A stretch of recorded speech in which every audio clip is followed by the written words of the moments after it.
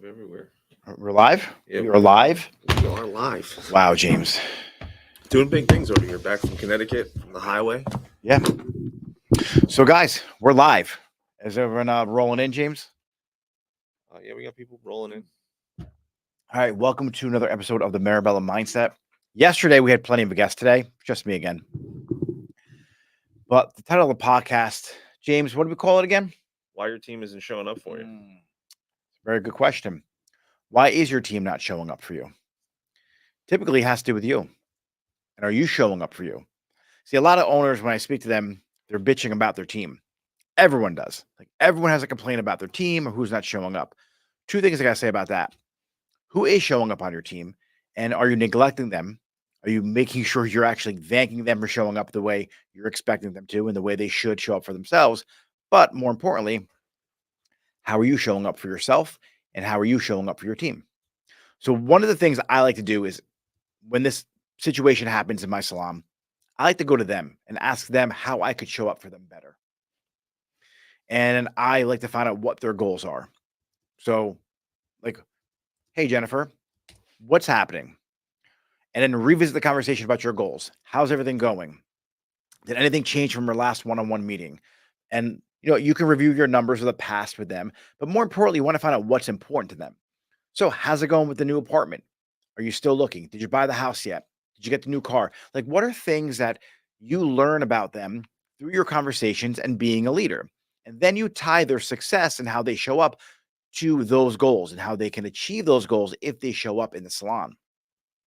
And it's important that when you have this conversation, you ask them, how can I help you achieve these goals? Like, how can I really help you show up every single day? Like, how can I show up for you better? And then you listen to them. And then you take notes, you record them, you put them in your computer, wherever you want to put them. And then you let them know what they can do for the salon. And so it's always a win-win. You want to seek first to understand how you could show up better as an owner. And then you want to make sure you go over their goals and make sure the activities that they're doing are going to help them get to that goal. See, a lot of people don't understand what is where they should put their focus on. And so if you have stylists who are maybe they have a negative mindset or a limited belief around what's possible in the industry, or they have a limited belief around what it is to be successful, you have to first break those limited beliefs with your stylist. Then you have to form new beliefs with them. So what needs to be true, Jennifer, in your life or in the salon if you are going to achieve $4,000 a week? Like, how do we do that? Let her explain it to you. Well, if I posted more, if I did this, exactly. Ask them, what do you think you could be doing differently or doing more of to help you get to that goal? And then how can I help support you in those efforts? And these conversations need to be had. And because a lot of times they get discouraged. They think, A, first, you make all the money as an owner, but B, they think like, maybe this isn't for me. Maybe I'm not cut out to be a hairstylist. And it's this negative self-talk that you have to make sure you intervene with because it's going to self-sabotage their whole entire career to the point where they're going to quit doing hair. So it's important that you get in these conversations with them. And when you help them show up for themselves and create that best version of them so they show up in all areas of life, they're going to show up for the salon. Take a look at your high performers. Take a look at what they do.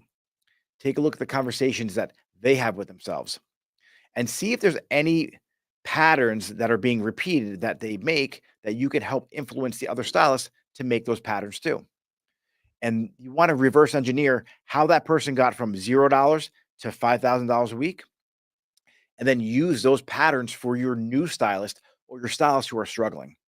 But if you're not showing up for you, if you've never done this before, so if you're an owner, and this is why ownership needs to be, it really is a skill set.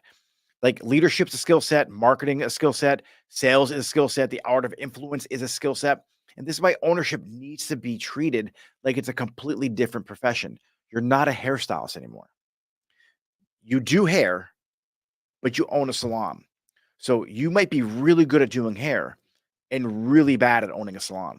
And that's okay because at one point in your life, you were really bad at doing hair too. And guess what? Now you're good at it. So you can learn all of this stuff. And so if you're a new owner, part of the conversations you need to have with your team is, hey, I'm learning too. How can I show up for you better? And they're going to respect that. Don't have a chip on your shoulder that you're the owner and you know it all, or you know, whatever owners have. Like a lot of people I've come in contact with do as I say, not as I do. I pay the bills here. But in reality, without your team, you have nothing. So it's important that you understand that it's a team effort here. And you, as their leader, needs to be honest and transparent. And if you don't know what you're doing, let them know. Hey, I'm trying to figure this out. There's a couple different books you can read. One's The 5 Levels of Leadership. The other one is Eaters Eat Last. Those are two good books that you can read and help refine your leadership skills, because you want to make sure you're having the hard conversation with them, but you want to make sure you're leading them from a place of care, and you're leading them with transparency, and you're authentic. If you're just bullshitting, they're going to see through your bullshit and you're not going to believe it. And that is what people don't want to be around. So it's important that you just better yourself, just like you would cutting hair, just like you would with coloring hair, just like with extensions. You learn the skills to do them better. Learn the skills to be a better leader. And these problems of your team not showing up are going to start going away. So, James, I'm gonna have you jump into the chat. If there's any chats today? We got one. I mean, it's still early. Usually the show doesn't pick up till about 10, That's all right. 20 minutes into the show. We've been going 6. One question from Ika Kawena. What if you have someone that would make a good fit for your team, but you don't get along with them? What then if no one likes them but is a good fit? Then if no one likes them, they're not a good fit. What are you basing them being a good fit on? The fact that they make money? So it's important that you have a culture in your salon. It's important that they have the same values in your salon. And if everyone has the same values and they vibe the same way, they should be a good fit. So what about them is not a good fit? That's what I want to know.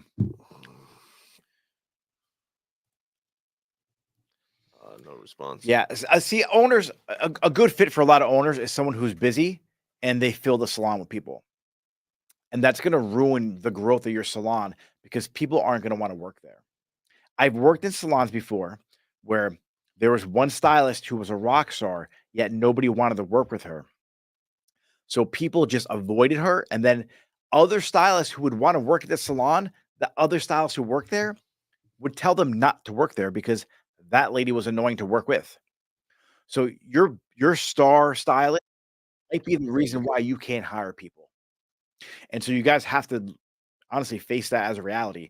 You might have to let that person go. Because one person shouldn't be controlling 80% of your profit. That should not happen in the salon. You should have pretty much an even amount of income spread out through everybody. And I know there's an 80-20 rule. You're going to have your superstars, but you want to make sure that your team understands it's a team.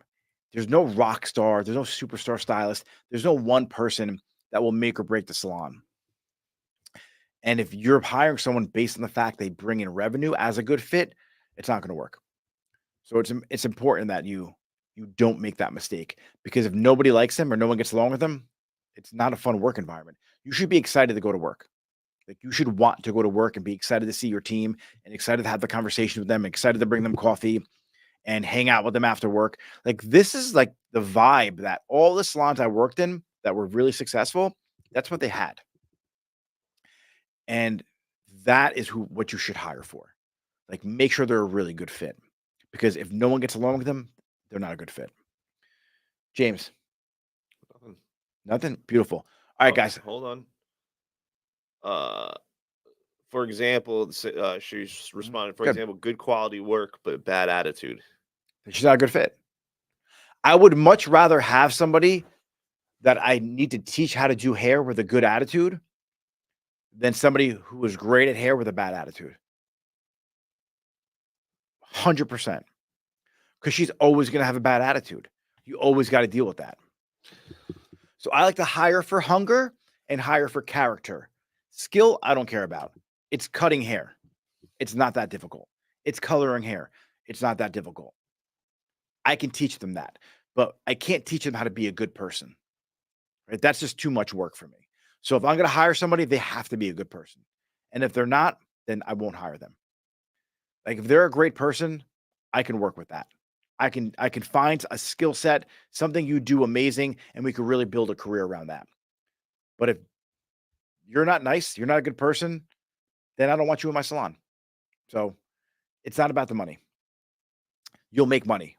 You'll make way more money having a really good staff that are really good people that aren't argumentative, that are willing to grow with a growth mindset than you would with that one rock star or that one great person at hair.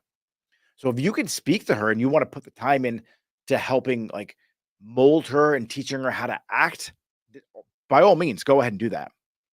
But that's an undertaking on its own. It's really difficult to do that. It's not impossible, but it's just something that if you're new and you really want to work on your leadership, then give it a shot. But I just wouldn't. I wouldn't do that. I mean, personally, as a consumer, why would I want to go get my hair cut with someone who's got a bad attitude? Like we talked about yesterday with the girls, Yeah, Ashley said that most, like 85% of clients are anxious or nervous before they walk in. yeah, And if your hairdresser has a bad attitude, like that's gonna make that even worse. And why would I yeah. want to go and pay money to go to someone with a bad attitude? She may have a good attitude with the clients. I don't know the Yeah, situation. I'm just saying, but as a consumer, yeah, as someone you who's don't. Yeah, you definitely don't want to be dealing with that. It just makes it unenjoyable. Like I've worked in salons before with a person who just had a bad attitude, and it sucks. It's so annoying to deal with that person. They're negative. Everything's always an issue. They always got a problem with something. It's just not fun. Work should be fun. The reason why we do hair and the reason why we work in salons is to have fun. Like if you wanted to be in an annoying corporate job, you wouldn't have done this. So if you wanted to be with a group of people in an office that have bad attitudes, this is not the place for it. And so many salons do it. I talked to so many owners, and what I just happened like last week in the coaching program. I asked, "Well, how's the week's going? We're catching up." And she's like, "One of her star people quit." And I was like, "That's awesome," because she had a bad attitude. We were talking about her the week prior. And she's like, "I know it took me by surprise." But I was like, "But what? You ran the numbers, right? And you weren't making as much. Why? Because she was complaining. She was always bitching about whatever. You got a special color lining for that person. She had a higher percentage because she did more money and she negotiated the higher percentage. So at the end of it, you're paying more for that person. You're making less money. She's ruining the morale of the salon. And why are you doing it? It's not fun. So she was actually better off. That person did her a favor by leaving her salon. I promise you, do not bend over backwards for people. Have your standards set and don't break them. If they want to work there, they'll meet those standards. James, Pro Hair by Fatima. How if some stylists not showing up as much as I did, shall we have an equal clients? repeat. Just read it one more time for me. I'm reading it verbatim. Yeah, no, read it one more time for me so I can hear it How right. if some stylists not showing up as much as I did, shall we have an equal clients? All right, so I need to know how long you've been doing hair for, but I think the question is how is it that you guys have equal amount of clients when they're not showing up like you have or like you did? And I think the answer might be the fact that you don't market yourself on social media like the newer stylists do today. So it's a different ball game. There's something going on that they're able to build their business somehow if they have equal clients. So they may not be showing up like you are in the salon, but they might be showing up doing things that you're not aware of. So that's a big conversation for people, like especially the salon. So owners, you get mad at your team for being on the phone, but then you get mad at your team for not posting on social media. And this is a conversation I have with multiple owners that I've been partners with and other people. So a lot of times they look at their team and they're on the phone. But what are they doing on the phone? Are they communicating with their followers? Are they posting content? Are they editing videos? And they're like, well, it doesn't look good, do it in the back. Yeah, but if they're filming content and they're commenting to a stylist or booking an appointment, you have to understand the industry changes. Like if they're busy and they're doing things to be productive on the phone, it just goes with the territory. Like you I know it looks better, for them to do it in the back, but sometimes if someone's like, hey, I'm running late, cool, no problem. Why don't you move it to 3 instead of 2? And they're doing what they have to do right there in between with a client. And there's a time and place to be on the phone. But being that majority of, at least my salons, we don't always have a front desk person. And I always want them to post social media content, and I want them to engage with their followers. I can't tell them not to be on their phone when the phone is the main tool to drive their business. So I want you to think about what you tell your team. And sometimes if they're scrolling around doing nothing and they're wasting time, yes, do it in the back.